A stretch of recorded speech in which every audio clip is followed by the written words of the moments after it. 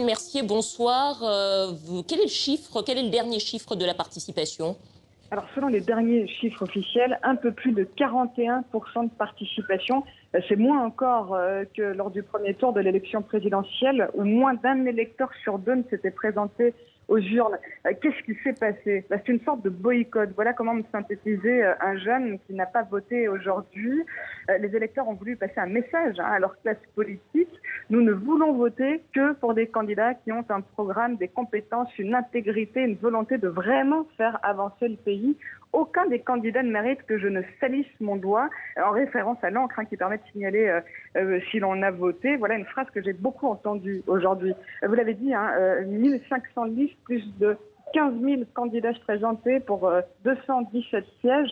L'instance électorale a appelé les citoyens à voter durant l'après-midi en hommage aux martyrs de la Révolution de 2011, pour ceux qui ont perdu la vie, pour que la Tunisie devienne une démocratie. Même message de l'UGTT, la grande centrale syndicale qui a demandé aux électeurs de se mobiliser, de se rendre aux urnes. Ça n'a pas suffi, l'appel n'a pas été entendu. Les bureaux de vote restaient souvent désespérément vides aujourd'hui. Attention, les Tunisiens ne sont pas blasés, au contraire, la société reste très politisée. Ils ont par contre des exigences, des ambitions. Ils veulent voter pour des candidats auxquels ils font véritablement confiance. Ce n'est ici pas le cas, vraisemblablement.